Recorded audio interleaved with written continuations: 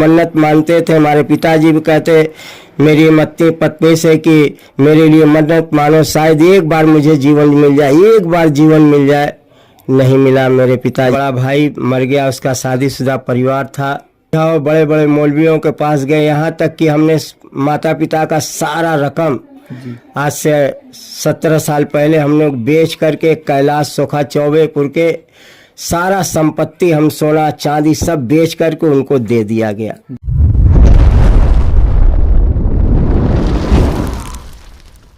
आप सबको जय मसीह की, प्रभु आप सबको आशीष दे। और मैं सुशील ब्रदर आप सबके बीच में एक बहुत ही जबरदस्त गवाही लेकर आया हूं। और हमारे बीच में एक प्रभु के दास हैं और आज उनकी गवाही को सुनेंगे और देखेंगे कि इनके जीवन में दुष्ट आत्मा से बहुत ज्यादा परेशान थे और क्या हुआ उनके जीवन में, कैसे प्रभु इनको चुना, आज हम लोग देखेंगे। और सबसे पहले प्रभु के दास का स्वागत करते हैं। आप अपना नाम बताइए।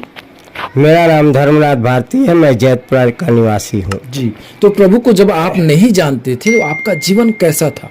मेरा जीवन कमाई में तो बहुत अच्छा था, मगर दुख में बहुत थे हम। जी, क्या होता था आपको? हम रात को कभी सोते थे तो शैतान कभी कदार आकर छू देता था तो बड़ा बड़ा छाला, बड़ा बड़ा फोड़ा हो जाता था। इसलिए हम कभी अपने जीवन में सोते नहीं थे।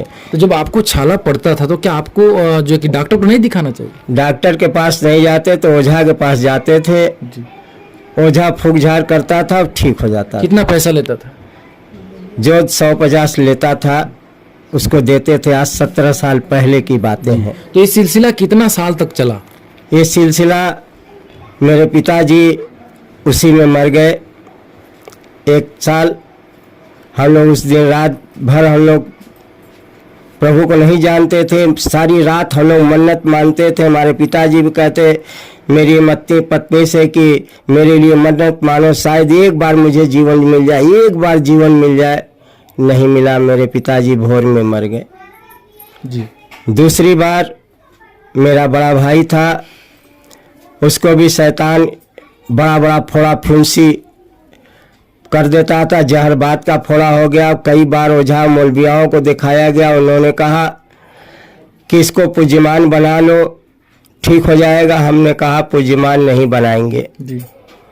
इस तरीके से मेरा बड़ा भाई मर गया, उसका शादीशुदा परिवार था। उसके बाद बड़े बड़े ओझाओं, बड़े बड़े मौलवियों के पास गए, यहाँ तक कि हमने माता पिता का सारा रकम आज से 17 साल पहले हम लोग बेच करके कैलाश सोखा चौबेपुर के सारा संपत्ति, हम सोना चांदी सब बेच करके उनको दे दिया गया। जी। उन्होंने गारंटी दिया कि हम ख़त्म कर देंगे और पिशाच मोचन पर भूत प्रेत को बैठा देंगे, अब कभी नहीं होगा। मगर मेरा विश्वास नहीं था कि ये ठीक कर देगा। मगर मेरे भाई भाई और भी थे, बाबू हैं नगर निगम में थे, उन्होंने कहा यार दे दो। हमने कहा भाई तुम लोग की इच्छा है तुम दे दो, हम मगर मेरी इच्छा नहीं है। जी। तो फिर प्रभु को आप जाने कैसे?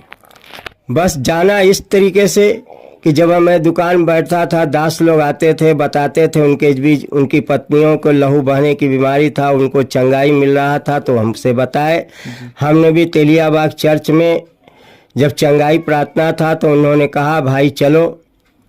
हमने गए वहीं से जब पकड़ा प्रभु को, तो आज तक प्रभु जब से हमको चुना है तब से हम पीछे मुड़कर नहीं देखे।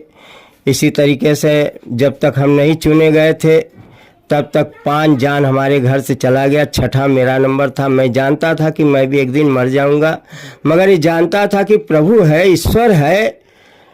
और इसके बाद मेरे मरने के बाद मेरी बहन भी परेशान रहती थी, वो भी इसी दुख से परेशान रहती थी। वो तो खेलती हबुआती थी, नाचती थी, मगर परमेश्वर का मैं उसका कितना धन्यवाद करूं, कितना उसके लिए रो लूं, कम है।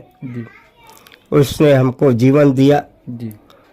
अभी 2 साल पहले टीवी 3 साल पहले टीवी हो गया था। ऐसे ही जा रहे थे, प्रभु ने रोक दिया, कहा कि मुझसे बड़ा कोई डॉक्टर है, कहाँ जा रहे हो? हम कहा नहीं प्रभु तुझसे बड़ा कोई नहीं। मैंने जब फिर लौट के आया, आज तक उस बीमारी से निजात हो गया।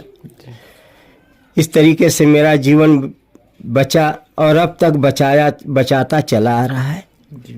तो आज जो है बिल्कुल आप सही है, एकदम सही है। जी। प्रभु के लिए जितना भी दूर जाना पड़ता है चल देते हैं।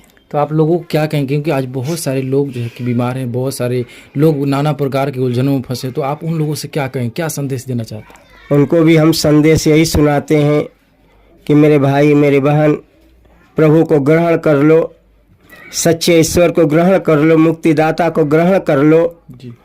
वो महान परमेश्वर है, उसका नाम सर्वशक्तिमान है। एक बार उसको जांच कर देखो तो परमेश्वर भी कहता है मुझे जांचो, मुझे परखो, तब तुम मेरे साथ होना।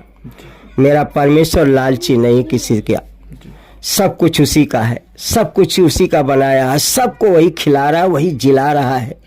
जितनों ने ग्रहण किया उन्होंने कभी पीछे मुड़कर नहीं देखा।